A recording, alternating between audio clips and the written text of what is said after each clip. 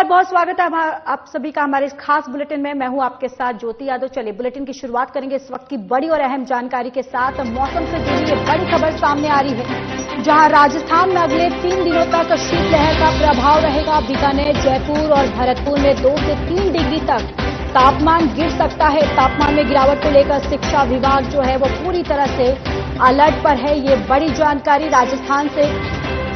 और राजस्थान के 20 जिलों में स्कूलों की छुट्टियां जो है वो बढ़ा दी गई हैं। 11 जनवरी से मौसम में बदलाव और हल्की बारिश के आसार जो है वो देखने को मिल रहे हैं। मौसम विभाग ने अलर्ट जारी कर दिया है, लोगों से सावधान रहने की अपील है।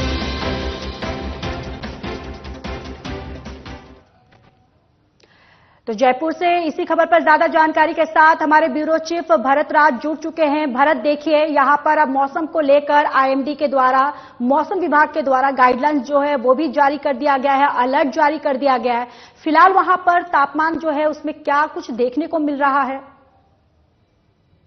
देखिए, प्रदेश में लगातार जो सर्दी का मौसम है, ठिठुरन वापस से बढ़ गई है। अभी पिछले 2-3 दिन से सर्दी में राहत थी, लेकिन अब वापस से सर्द हवाओं के चलते यहाँ पर ठिठुरन बढ़ गई है और इसका असर पूरे प्रदेश में देखा जा रहा है। आज भी शीतलहर टाइप से यहाँ पर चल रही है, जिसके चलते जो लोग हैं गाँव में, जो बुजुर्ग है, घरों से बाहर नहीं निकल पा रहे हैं और कोहरा अभी तक भी छाया हुआ है। वहीं शहरों की बात की जाए तो वहाँ पर भी ठंड बढ़ गई है। स्कूलों में जो छुट्टियां हैं वो बढ़ा दी गई है, 2 दिन की छुट्टियां हैं वो बढ़ा दी गई है और इसके अलावा भी छुट्टियां बढ़ाने के लिए जिला कलेक्टरों को अधिकृत कर दिया गया है। शिक्षा विभाग ने इसके आदेश भी जारी कर दिए हैं और अब अलग अलग जिलों में कलेक्टरों ने अपने अपने हिसाब से उनको छुट्टियां बढ़ाने के लिए निर्देश दिया है, ताकि सर्दी के हिसाब से बच्चे परेशान नहीं हो। और जिस भी इलाके में जहाँ पर ठंड है, ज्यादा है, अगर ठंड का असर ज्यादा दिनों तक रहता है तो और भी छुट्टियां बढ़ाई जा सकती है। राजधानी की बात की जाए तो यहाँ पर कल भी ठंडी हवाएं चली थी, कोहरा छाया रहा था।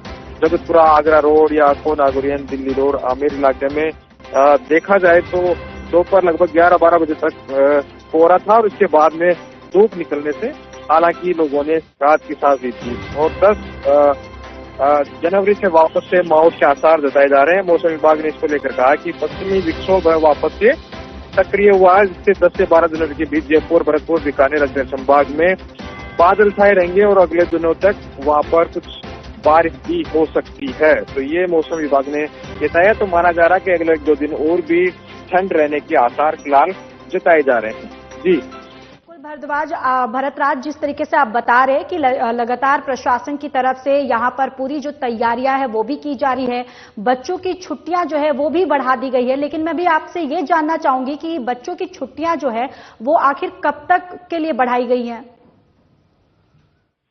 देखिए, छुट्टियां बढ़ाने के लिए अलग अलग जिला कलेक्टर हैं, उनको अधिकृत किया गया है। अगर वहां पर ठंड बढ़ती है तो और भी छुट्टियां बढ़ाई जा सकती है, उसके लिए कलेक्टर निर्णय लेंगे। लेकिन फिलहाल अभी 2 दिन के लिए छुट्टियां बढ़ाई गई है। 2 दिन प्रदेश में कलेक्टरों ने छुट्टियां बढ़ाई ताकि बच्चों को ठंड में परेशानी नहीं हो। जयपुर में भी 2 दिन के लिए 7 और 8 जनवरी तक बच्चों की छुट्टियां बढ़ाई गई है और आगे अगर ठंड रहती है, ठिठुरन बढ़ती है तो बच्चों की छुट्टियां बढ़ाने के लिए कलेक्टरों को अधिकृत किया गया। जी बिल्कुल। तो देखिए यहाँ पर मौसम विभाग जो है पूरी तरह से अलर्ट है और यहाँ पर मौसम विभाग के द्वारा गाइडलाइन जो है और अलर्ट जो है वो भी जारी कर दिया गया है। भरतराज, बहुत बहुत धन्यवाद हम तक और हमारे दर्शकों तक सारी जानकारी साझा करने के लिए। चलिए खबरों में अब आगे बढ़ते हैं। राज्यपाल हरिभाऊ बागड़े ने सोमवार को छत्रपति संभाजीनगर स्थित सृजन शैक्षणिक प्रतिष्ठान बिडकिन के नवनिर्मित सभागार का लोकार्पण किया। इस दौरान उन्होंने दानदाताओं, उद्यमियों का सम्मान भी किया। राज्यपाल ने कहा कि शिक्षा के लिए दिया दान सबसे बड़ा दान है। उन्होंने शिक्षा के प्रसार को पुण्य कर्म बताते हुए कहा कि जिस समाज में शिक्षा के अवसर बढ़ते हैं वही विकास होता है। उन्होंने दानदाताओं को सम्मानित करते हुए शैक्षिक क्षेत्र में उनके अवदान को अनुकरणीय बताया। उन्होंने इस अवसर पर सृजन पुस्तिका का भी विमोचन किया है और राज्यपाल ने छात्र छात्राओं को खूब पढ़ने और जीवन में आगे बढ़ने का भी आह्वान किया।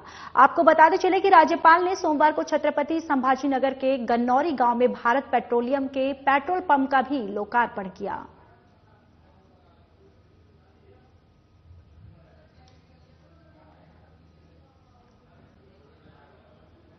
राज्यपाल हरिभाऊ बागड़े ने छत्रपति संभाजीनगर में पंडित दीनदयाल उपाध्याय शिक्षक संस्थान द्वारा आयोजित कुटुंब स्नेह मिलन शिविर में भाग लिया। समर्पण भवन में आयोजित समारोह में उन्होंने संघ शक्ति को युग परिवर्तनकारी बताते हुए जीवन में उच्च आदर्शों के लिए ही सदा कार्य किए जाने पर जोर दिया।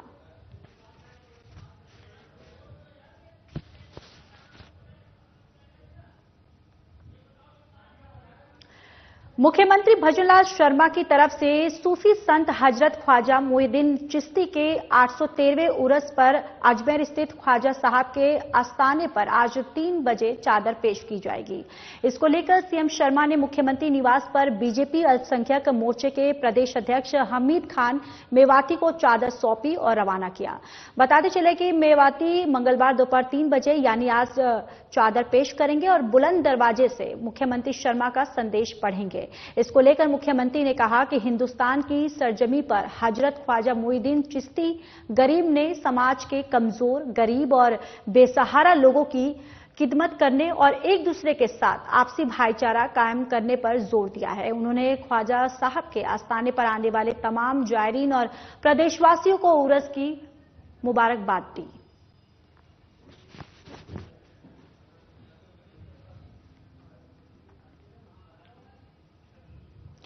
बीजेपी प्रदेश अध्यक्ष मदन राठौड़ ने गहलोत के बयान पर पलटवार करते हुए कहा कि बीजेपी सरकार ने पूर्ववर्ती कांग्रेस सरकार की किसी भी जनहितैषी योजनाओं को बंद नहीं किया, लेकिन अगर कांग्रेस ने केवल वाहवाही लूटने के लिए योजना बनाई तो उसकी समीक्षा तो होना लाजिमी है।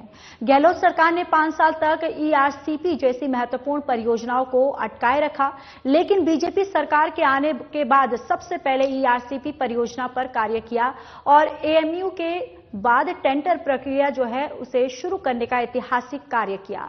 बीजेपी प्रदेश अध्यक्ष मदन राठौड़ ने कहा कि कांग्रेस बांसवाड़ा में आंदोलन कर रही है। बांसवाड़ा, डूंगरपुर और 84 में कांग्रेसी नेता अपनी जमानत तक नहीं बचा पाए। हाल ही में हुए चुनाव में जमानत ने उनको हकीकत बता दी थी।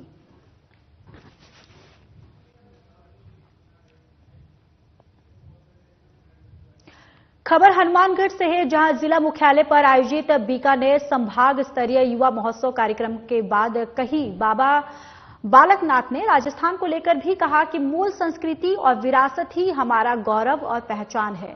तिजारा विधायक बाबा बालकनाथ ने कहा कि हर मस्जिद में मंदिर ढूंढा नहीं जा रहा, बल्कि मंदिर पहले से है। ये भारत भूमि है जो सनातन धर्म को मानने वालों की ही है और यहाँ पर तो मंदिर ही मिलेगा। यहाँ पर सृष्टि के निर्माण से लेकर वर्तमान समय तक कई देवी देवताओं और सिद्ध महापुरुषों ने अवतार लिए और समाज और दुनिया को ज्ञान धर्म के पथ पर आगे बढ़ाने का सम्मान मार्ग दिखाया। विधायक ने कहा कि हम कण कण में भगवान को पूजते हैं। हम तो वायु हैं तो वायु देवता को पूजते हैं, पत्थर के अंदर भी हम भगवान को पूजते हैं, मिट्टी को भी मां के रूप में पूजते हैं।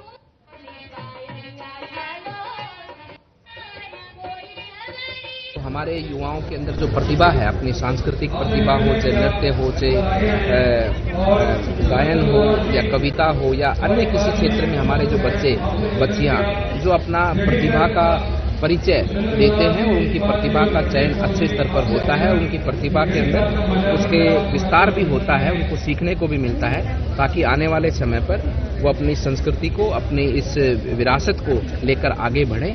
और मूल रूप से क्योंकि हमारी संस्कृति, हमारा विरासत ही हमारा गौरव है और हमारा एक तरह से हमारी आईडी है, हमारी पहचान है, उन सब विषयों को लेकर शिक्षा के साथ में आगे बढ़ें और हमारे बच्चे अपने जीवन के अंदर जो भगवान के द्वारा उनको एक विशेष रूप से जो उनमें एक प्रतिभा के रूप में आशीर्वाद दिया गया है उसका भी निखार हो। उस भावना के साथ में हमारे माननीय प्रधानमंत्री जी और हमारे प्रदेश के मुख्यमंत्री श्री भजनलाल जी के नेतृत्व में इस कार्यक्रम का आयोजन किया गया। बहुत ही अच्छी व्यवस्था प्रशासनिक स्तर पर भी और समाज के सभी वर्गों का भी इसमें अच्छा सहयोग देखने को मिला है। आप सबका भी सहयोग रहे और हमारे बच्चे बच्चियों का उज्जवल भविष्य हो, यही प्रार्थना है। एक अभी बड़ा मुद्दा चल रहा है, थोड़ा इससे हटके है ये कि विपक्ष आरोप लगा रहा है, गंभीर आरोप है उनके कि हर मस्जिद में मंदिर ढूंढी जा रही है। देखिए, मंदिर ढूंढा नहीं जा रहा, मंदिर है। मंदिर को जो है कि आज मंदिर का मूल स्थान दिया जा रहा है। मंदिर तो था ही वहां पर, क्योंकि ये भारत भूमि है, ये सनातन धर्म को मानने वालों की भूमि है।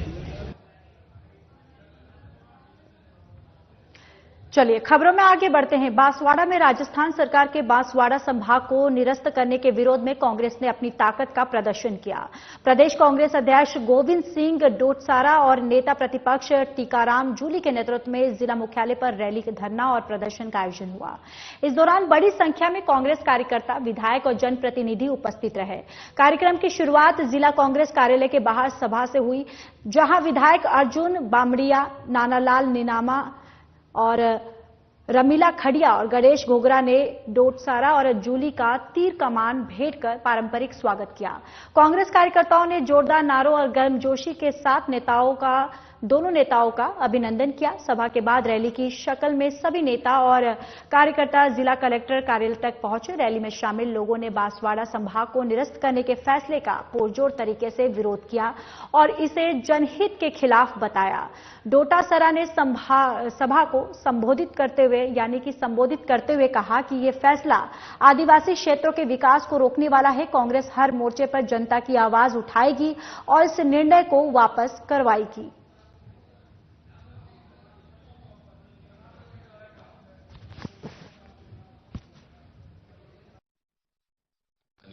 जो वादे किए थे उस पे तो काम कर नहीं रही है और बनते ही इन्होंने कहा कि कांग्रेस के 800 स्कीमों का 800 कामों की हम समीक्षा करेंगे और पहली जो समीक्षा की है उन्होंने जिले 9 और संभाग 3 खत्म करने का काम किया है और दूसरी समीक्षा ये कर रहे हैं कि जो गरीब के बेटे के लिए इंग्लिश मीडियम स्कूल है 3737 चालू है, 7.25 लाख बच्चे पढ़ रहे हैं, उनको खत्म करने का काम कर रहे हैं। तो ये जो जनविरोधी कार्य कर रहे हैं उनके खिलाफ जन आंदोलन हो रहा है और उस जन आंदोलन में कांग्रेस भी अपनी भूमिका निभा रही है और कांग्रेस के नेता कार्यकर्ताओं ने, संगठन ने आज ये कार्यक्रम किया था कि हमारा हक है बांसवाड़ा का संभाग, उसको हम छीनने नहीं देंगे, वापस लेके रहेंगे।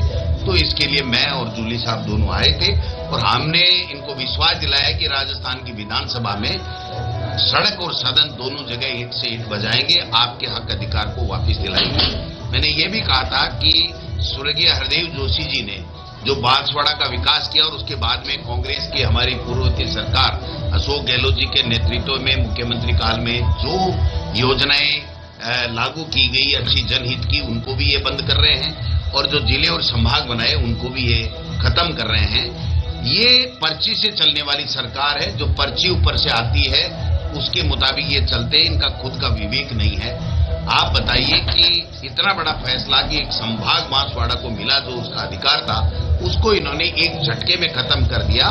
तो इसके लिए जन आंदोलन हो रहा है। हर पार्टी, हर कार्यकर्ता, हर नौजवान, हर महिला, मातृशक्ति सब इस निर्णय के खिलाफ अपना आक्रोश प्रकट कर रहे हैं। राज कांग्रेस के लोगों ने भी आक्रोश प्रकट किया और ये जन आंदोलन बनेगा, कितना भी लंबा चले। बांसवाड़ा का और राजस्थान के जो जिले और संभाग खत्म किए वो लोग अपना अधिकार वापस लेके रहेंगे। कांग्रेस नेता पूर्व मंत्री प्रताप सिंह खाचरियावास ने कहा कि पेपर लीक माफिया पूरी तरह से सक्रिय होकर पेपर लीक कर रहा है। नेशनल सीडर्स कॉर्पोरेशन लिमिटेड की एग्री ट्रेनिंग भर्ती परीक्षा में नकल कर रही गैंग के 14 लोगों को गिरफ्तार किया गया।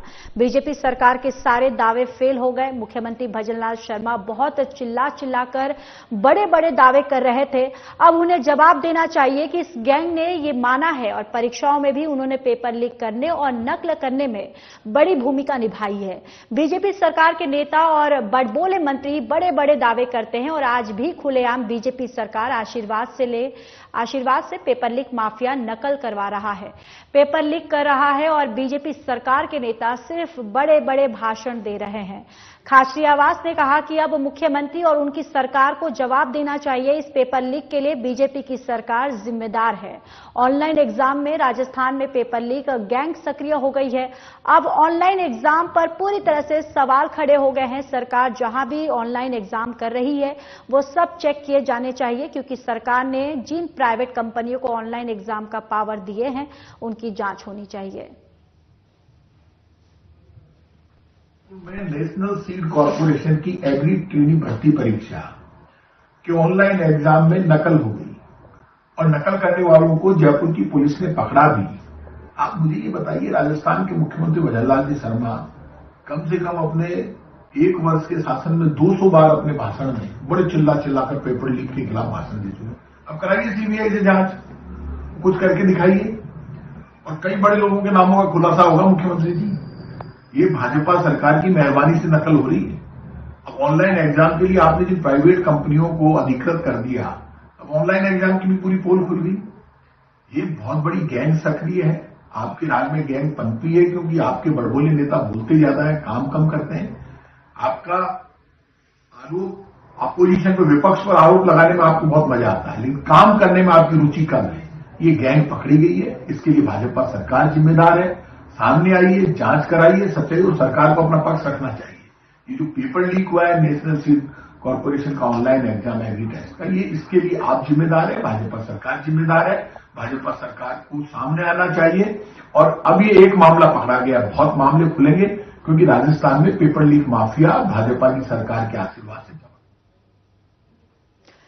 तो टोंक जिला मुख्यालय पर यातायात पुलिस ने नए साल पर अभिनव पहल की है। ट्रैफिक नियमों का उल्लंघन करने वालों को टोंक की यातायात पुलिस प्रभारी भैरोलाल जाट ने फूल भेंट करके समझाया है कि बिना सीट बेल्ट और हेलमेट बाइक चलाने वाले युवाओं और तेज रफ्तार में वाहन चलाने वाले वाहन चालकों के खिलाफ पूरे जिले में जागरूकता अभियान चलाया जा रहा है। इसके तहत युवाओं से समझाइश की गई है कि यातायात प्रभारी ने आज टोंक घंटाघर चौराहा सहित कई जगह चालान के साथ ही गुलाब का फूल देकर समझाइश की है।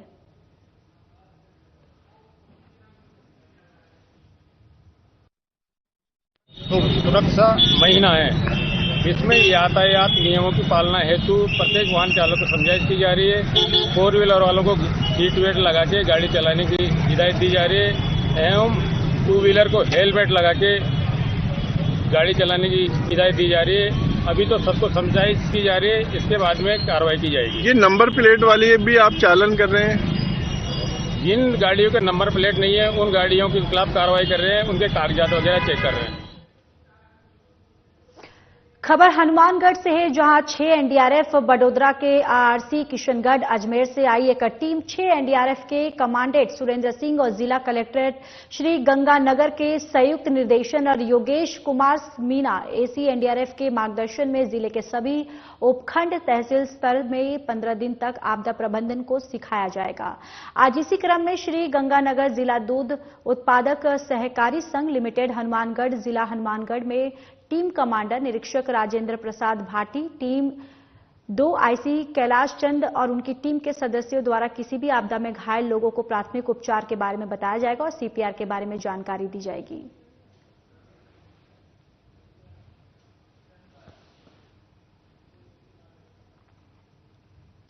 खबर हनुमानगढ़ से है, जहां गुरु गोविंद सिंह जयंती के उपलक्ष्य पर सीडब्ल्यूसी मजिस्ट्रेट ने आपको बताते चले कि जितेंद्र गोयल की प्रेरणा से आज ईंट भट्टों पर कार्यरत श्रमिकों के बच्चों को सर्दी के बचाव के लिए गर्म वस्त्र और पाठ्य सामग्री वितरण कर मनाया गया। और इस अवसर पर गोयल ने श्रमिकों को जिला प्रशासन के मानस अभियान के तहत नशा मुक्ति की शपथ दिलाई। इस दौरान मजिस्ट्रेट गोयल ने गुरु गोविंद सिंह की जीवनी पर प्रकाश डालते हुए कहा कि गुरु गोविंद सिंह जी शक्ति, संयम और समर्पण के ऐसे युग पुरुष हुए जिन्होंने राष्ट्रहित में अपने 4 बालकों को समर्पित कर त्याग की अनुपम मिसाल जो है वो पेश की है।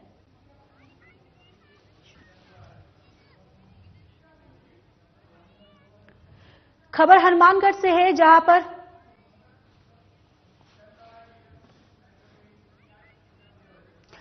खबर हनुमानगढ़ के नोहर से है, जहां 10 जनवरी 2024 को जगदीश मेघवाल ने पुलिस थाना नोहर पर रिपोर्ट दी है कि परिवारवादिया से सीआरपीएफ में नौकरी लगवाने के नाम पर नरेंद्र कुमार निवासी और पिचकराई पुलिस थाना फेफना में 1,72,000 रुपये हड़प लिए हैं, जिस पर मुकदमा दर्ज कर अनुसंधान मिरसिंह एससी के द्वारा शुरू किया गया है। कार्रवाई करते हुए जिला मुख्य पुलिस अधीक्षक हनुमानगढ़ द्वारा प्रकरण की गंभीरता को देखते हुए आरोपी को जल्द से गिरफ्तार कर आगे की कार्रवाई में जुट गई है।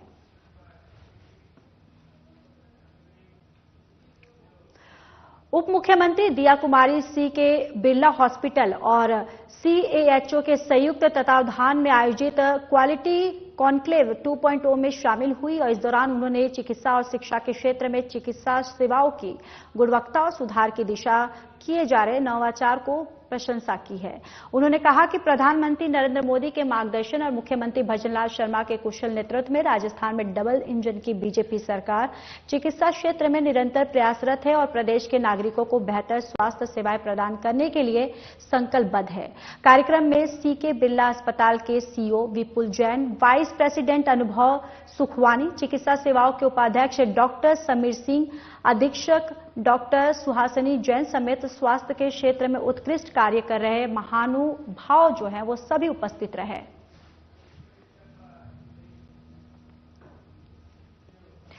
सिखों के 10वें गुरु गुरु गोविंद सिंह के प्रकाश पर्व पर उप मुख्यमंत्री दिया कुमारी ने सिटी पैलेस के सर्वतोभद्र चौक में गुरु जी की तस्वीर पर पुष्पांजलि अर्पित की। इस अवसर पर उन्होंने जयपुर के सिटी पैलेस में विराजमान गुरु की ऐतिहासिक तलवार की भी पूजा अर्चना की है। इस दौरान उन्होंने कहा कि गुरु गोविंद सिंह जी का त्याग, बलिदान और शौर्य की गाथा हम सबको सदैव प्रेरित करती रहेगी। इसके बाद शब्द कीर्तन का आयोजन किया गया। गुरु गोविंद सिंह जी के प्रकाश पर्व पर ये तलवार सिटी पैलेस के सर्वतोभद्र चौक में आगंतुकों को और पर्यटकों और आमजन के दर्शन के लिए रखी गई है। और गौरतलब है कि गुरु गोविंद सिंह ने कुछ समय नाहन में व्यतीत किया था। तब नाहन छोड़ते समय उन्होंने अपनी निजी तलवार तत्कालीन शासक को स्मृति चिन्ह के रूप में उनको सौंप दी थी।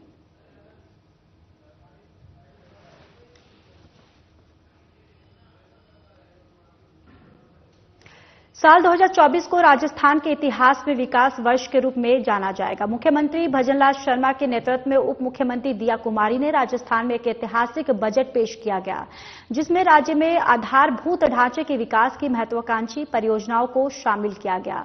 खास बात यह है कि राज्य सरकार ने बजट में घोषित इन योजनाओं के क्रियान्वयन के लिए मजबूती से प्रयास किए और यही कारण है कि सार्वजनिक निर्माण विभाग ने राज्य में बन रहे 9 ग्रीनफील्ड एक्सप्रेस हाईवेज के लिए 30 करोड़ की लागत से डीपीआर बनाने का काम जो है वो शुरू कर दिया है।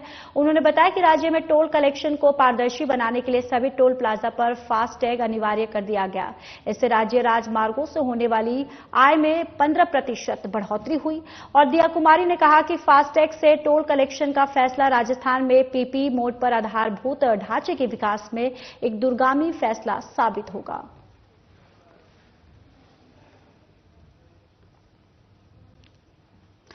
राजस्थान के विधानसभा अध्यक्ष वासुदेव देवनानी ने कहा कि राष्ट्र के विकास में युवा सक्रिय भागीदारी निभाए। उन्होंने कहा कि दृढ़ इच्छा शक्ति से मेहनत करें, आगे बढ़े और नौकरी मांगने वाले नहीं बल्कि नौकरी देने वाली युवा बने। युवा शक्ति अदम्य होती है, उसमें अपार ऊर्जा होती है। देवनानी रविवार को पाली में युवाओं को संबोधित कर रहे थे। उन्होंने कहा कि सामाजिक परिवर्तन युवा ही ला सकते हैं। राष्ट्रीय शिक्षा नीति के तहत युवा स्वयं को इस प्रकार तैयार करे कि वे लोगों को नौकरी दे सके। विद्यार्थी परिषद लगभग 75 साल अमृतकाल को पूरा कर रही है और इस संगठन जो इस समय 5 विद्यार्थियों ने मिलकर के बढ़ाया था, वह आज छोटा सा नन्हा पौधा आज वर्ष को लेकर है। देश भर में 55 लाख से अधिक इसके सदस्य हैं। ऐसे युवा शक्ति जो एक तरह से राष्ट्र शक्ति है, उसका आज अधिवेशन में जहाँ पे शिक्षा को लेकर के कोई प्रस्ताव भी विद्यार्थी संगठन पारित करेगी। लेकिन साथ में विद्यार्थी परिषद केवल एक छात्र संगठन परिसर के लिए नहीं है, लेकिन वे समाज के बदलाव के वाहक हैं, सामाजिक परिवर्तन के वाहक हैं और साथ में राष्ट्रवाद को लेकर के चले। उन्हें कश्मीर से लेकर के धारा 370 से लेकर के कई आंदोलन विद्यार्थी परिषद ने शैक्षिक में परिवर्तन किया। जैसा विश्व का सबसे बड़ा ये छात्र संगठन है, जिसे नई दिशा इस देश को दिखाई है। और जो शिक्षा नीति है जो राष्ट्रीय, उसको भी देख करके बनाया है, उसको एक परिसर में ले जाए, उसे देशभक्त युवक तैयार हो और वे स्वावलंबी बने, साथ में नौकरी मांगने वाले नहीं, नौकरी देने वाले छात्र बने। और इस राष्ट्र के सामने जो कोई चुनौतियां हैं, चाहे वो सामाजिक हैं, चाहे आस पड़ोस की चुनौतियां हैं, चाहे वामपंथियों की चुनौतियां हैं, इन सब चुनौतियों का मुकाबला करने के लिए राष्ट्रवादी संगठन निरंतर आगे बढ़ता रहे। युवाओं में आज जोश देख करके लगा कि मारवाड़ के इस प्रदेश के जो छात्र हैं वे वास्तव में बहुत ही उत्साह ऊर्जावान है। ये शक्ति जहां अभी कहते हैं, वैसे तो मारवाड़ी सारे देश भर के अंदर। फिलहाल इस बुलेटिन में इतना ही। नमस्कार।